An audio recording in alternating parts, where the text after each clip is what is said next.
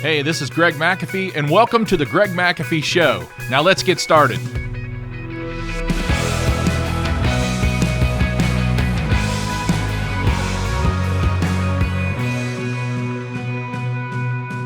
Hi, and welcome back to the Greg McAfee Show, where we discuss steps to successful entrepreneurship, how to take your business to new heights, and ultimately follow your dreams. Today, we're going to be discussing why does a small business need to brand?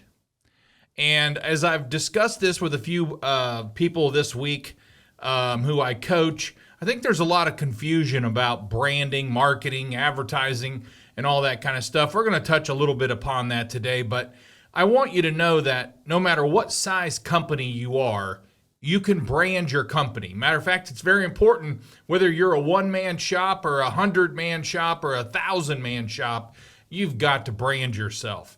You've got to brand yourself so people know who you are. There's a big difference between branding yourself and the brand you carry, okay? So I think a lot of guys think that if they carry a, quote, known brand, that they'll be fine. And that's not the case at all. Now, I will say that if you're a startup company, you need to carry a brand that's very well known because that's all you've got going for you. Nobody knows who you are besides friends and family. And after you do, 2 to 3 weeks worth of work for them, you're out of work unless you start hustling and grinding it out and finding new customers. So you've got to have a name brand that people recognize getting started. And then from there, you start branding the name of your company, and hopefully that overrules the brand you carry. In other words, that's more popular than the brand you carry. So let's get started. First of all, without a brand, nothing happens. Without a brand, nothing happens. Like I said, once you do work for all your friends and family, then you're out of work. So you've got to brand yourself. Your company needs to connect with customers, potential customers, on the gut level, the heart level, the feel level. They've got to somehow, when they look at your logo and they look at your company and they look at your truck or your building, whatever it is, your uniform that you wear or your guys wear, they've got to have a feeling from that. And it's got to connect with them. Let's face it, competitors offer the same product. I mean, in the heating and air world, we sell boxes. We sell boxes that heat. We sell boxes that cool. And there are only about 5 manufacturers today in the heating and air conditioning world that make somewhere between 50 and 75 brand names. So you've got to distinguish yourself from other companies and other brands and your competition, basically. So strong branding will make you stand out and help customers distinguish you between a crowded marketplace like we have in heating and air. I know it's the same in plumbing. I know it's the same in electric. I know it's the same, similar in landscaping, lawn care, roofing, patio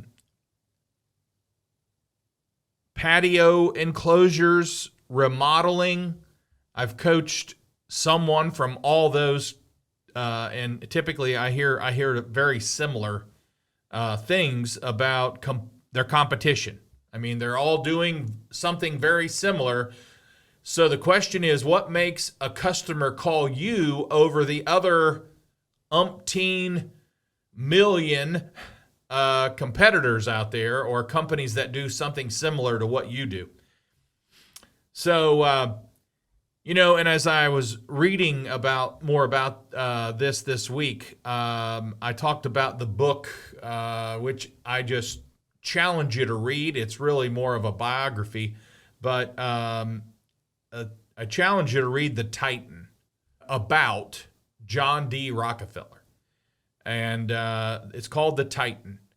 And here, we tend to talk a lot about fair competition, but John D. Rockefeller, at one time in his life, he said competition is a sin.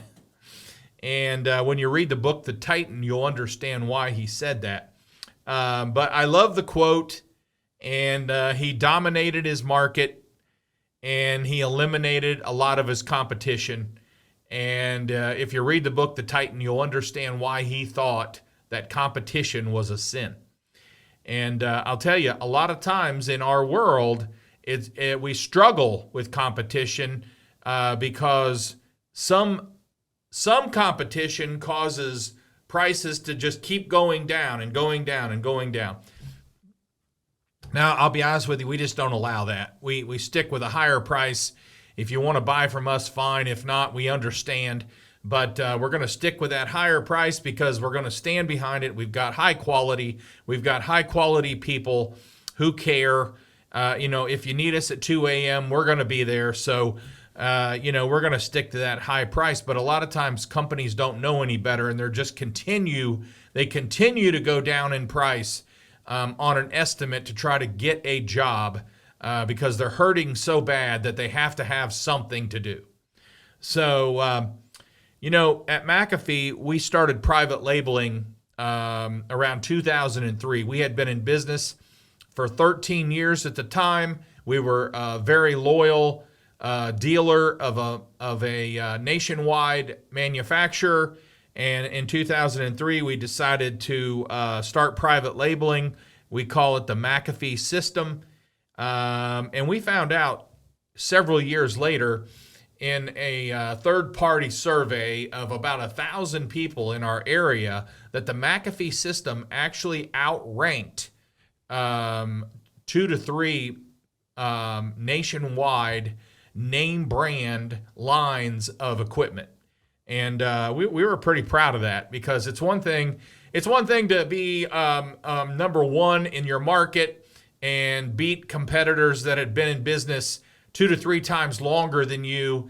But it's another thing to private label and brand it so well that it ranks higher than nationwide brand name equipment.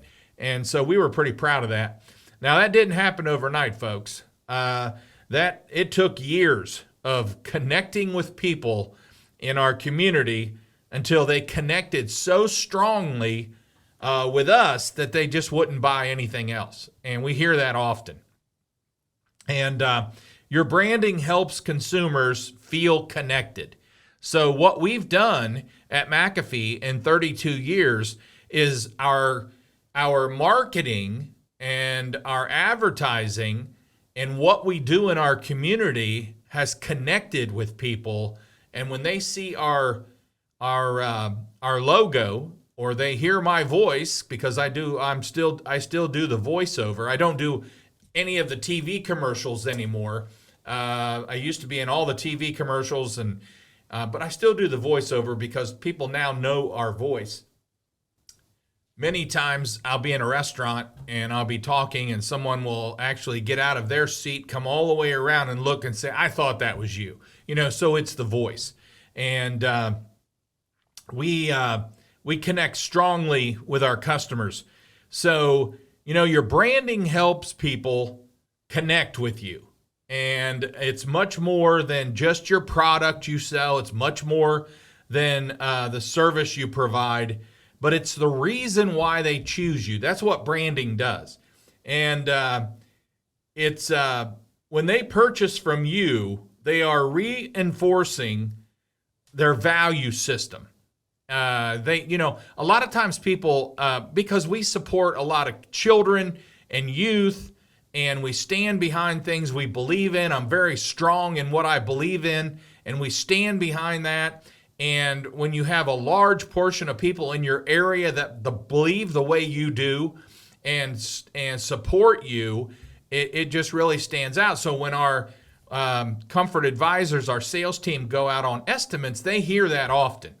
You know, they hear a lot that we're buying from you because what Greg did at this seminar that I sat in on, and I heard him speak, and he said this, and this, and that's why we're buying from you today. Or we just believe in what Greg believes in. They hear that often, and I tell them, please let me know when you hear that, because I want to know. I'm not saying it for their sake. I'm saying it because I believe strongly in it. But boy, it's good to get feedback like that, and it's good to sell. We just sold a $25,000 system the other day, and it was because of our support and our strong support in a children's hospital.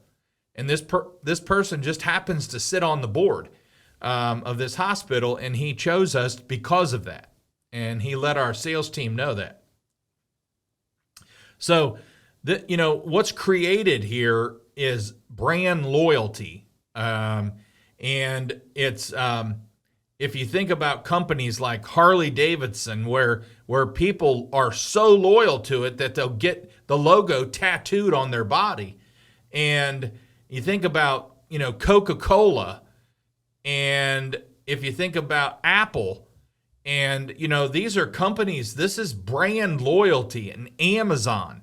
And these companies work hard for that. And they're huge companies, totally different than a little heating and air conditioning company. But I can do the same thing right here in Dayton, Ohio, and you can do the same thing in your town. You have the potential to build a strong brand and have strong brand strength. And to where people, when they think of what you do, they think of you. And that's exactly what you want. So when you just think about that, when they purchase from you, they're reinforcing your value system. And boy, that's strong. So branding is vital for any size business, whether you want to grow or not. I talk to a lot of companies that they say, we're not interested in growing. We're at a good size. We're making good money for us. We're providing a handful of jobs, and that's all we want to do. And that's fine, and that's wonderful. But you still have to brand enough to make your phone ring to keep those 5 or 6 people busy all the time. So branding is vital for any size business. We need to brand to have a better opportunity to be chosen. So when it used to be going down the phone book, they had to choose someone. Today, it's going down Google, or it's calling a friend and saying, hey, who do you use? Or texting a friend saying, hey, who do you use for electrical, plumbing, landscaping, heating and air? And, it's you want to be chosen, right? And I told you before, in little Dayton, Ohio, we have over 500 heating and air conditioning companies. So every time our phone rings, it's an opportunity that someone's calling us instead of the other 499. And what do you do? What do we do better to get them to call us? And that's what I'm talking about today. So keep in mind that 91% of people trust their favorite brands. And I've said this before on here, but the number one reason people call McAfee is because they trust us, and they say that often. And so 91% of people trust their favorite brands. People tend to buy and interact with brands that they trust. Sound familiar? I mean, it's almost like brands are people, and that's exactly what they are. Because when people hear of your company, it should stand for something, just like you should stand for something. And, stand for something, I've always heard, or you'll fall for anything, So your company should stand for something. If you just want to say, hey, we stand for quality, we stand for high service, fast service, and we stand behind the product. You know what I mean? I mean, those 3 things alone are strong. Just be known for that, whatever it is. So here are a few pointers that will help you create a brand strategy to set your small business apart from your competition. And number one is develop trust in your company. 81% of customers say that trust in a brand is a necessary element to make purchases.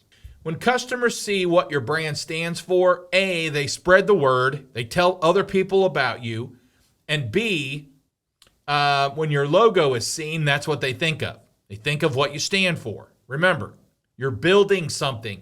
You're building what you want people to think about you, whatever that is. And I'm going to tell you, folks, it's good and bad.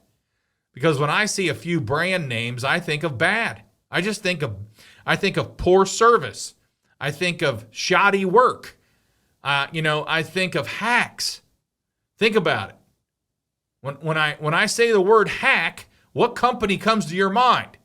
Because one will, at least one, maybe more. And then number two, influence people's perception of your business. Your customers form an opinion of you from what they see, hear, and sense. By branding your business, potential customers start recognizing your business and what products or services you offer. Then they figure out what your business stands for. Then people are more likely to choose you over your competition. So what makes a company A be at let's just pretend $8,000 for an installation, and company B is at $14,000, and company B walks out with the sale? That's a big difference, folks. But company B had value, and the customer sees it. They like it. They want it. They want it bad enough they're willing to pay $6,000 more for it. So they choose you over the competition. In simple words, branding improves recognition for your business. And that's exactly what it's supposed to do. It doesn't matter what brand you have. It doesn't matter what brand name you sell, rather. We sell McAfee and McAfee only. From every system, furnaces, air conditioners, to humidifiers, all our accessories are McAfee. All our thermostats are McAfee. And when I started in 1990, the McAfee virus company wasn't that big, and I didn't come from a family of money, and I wasn't even raised in the Dayton area, so I really didn't have a name. I had to create the name. I had to create the brand, rather. I had to create it, what it stands for today. So, are you branding or marketing? Think about this question. Are you branding or marketing? Because marketing is like your logo, your trucks, your advertising campaigns, your website, and stuff like that. So your branding is the feeling that you generate in your customers. And it started years ago. Now, think about this. It started years ago with cattle ranchers. If you saw their livestock mark on a cow or an animal, if you saw their livestock mark, then you knew which cow belonged to who, but you also knew about the rancher. Now, think about that, folks. Not only did you know who it belonged to, if my name is Gregory Kenneth McAfee, and I brand my cows, all my cattle, GKM, everybody knew that belonged to Gregory Kenneth McAfee. But not only that, they started learning more about the rancher, who they employed, if they took good care of their stock, if they offered fair prices at market, etc. After a while, it doesn't matter what animal the rancher branded, whether it was sheep, pigs, llamas, they were all representation of who? The rancher. So that brand represented the rancher. not just who's the animal it was or what animal, who it belonged to, rather. It represented the rancher. The McAfee Heating and Air logo represents me. It represents McAfee as a whole. It represents what we believe, what we support, what kind of work we do, etc. Marketing is like the rancher. Then marketing, so branding, you got a picture of the branding, right? Now marketing is like the rancher giving away branded T-shirts or toy cows, it's hard to say, at a rodeo. You know, that supports the brand, but it doesn't dictate it. So let's take a look at Coca-Cola, for example. The feeling people get when they see its logo is the secret that basically they've trained brains to associate with the brand Coca-Cola. And it's a good feeling. It's what? Happiness. It's relaxation. It's with a good pizza, right? It's with friends. It's love, etc. Rather than just a pop or a soda, depending on what part of the country you're in. Is it a pop or a soda? Now, following this motto, they had a slogan for many years, about 17 years, that said, "Taste the feeling," which summarizes all flavors and all types of Coke, rather than just one. And Coca-Cola's genius marketing strategies are a large part as to why they are ridiculously successful, folks. Ridiculously successful. I mean, if you watch the Steve Jobs movie and he was driving in a car, and all of a sudden he decided to call his company Apple. And just seeing that apple with a bite out of it is, you think of Apple and a lot more than just what they do. I mean, everything about Apple, right? Okay, so I guess my question, wrapping it up here, is when people see your logo, what kind of feeling do they experience? Is it positive? Is it negative? It's up to you to decide, folks, because you are your brand. You create the brand you want. You create the image you want in your company. You decide. Okay, well, before we wrap it up, if you are watching on YouTube, don't forget to like and subscribe below. You can also support this podcast by rating and reviewing on iTunes or your preferred listening platform. Keep listening, because this helps your business grow. It's going to give you the edge over your competition. And as always, it's going to help you sleep better at night, because when you sleep better at night, you're more successful during the day. And don't forget to follow us on Instagram and Facebook at The Greg McAfee Show. No spaces, no underscores. And be sure to tune in next week when we talk about the success manual of life. If God said, "I've given you a success manual for life," would you read it? Well, he already has. It's called the Bible. And we're just going to talk a little bit about that next week, about how the Bible talks more about success than you realize. Thanks for listening. And as always, carry on and have a great day.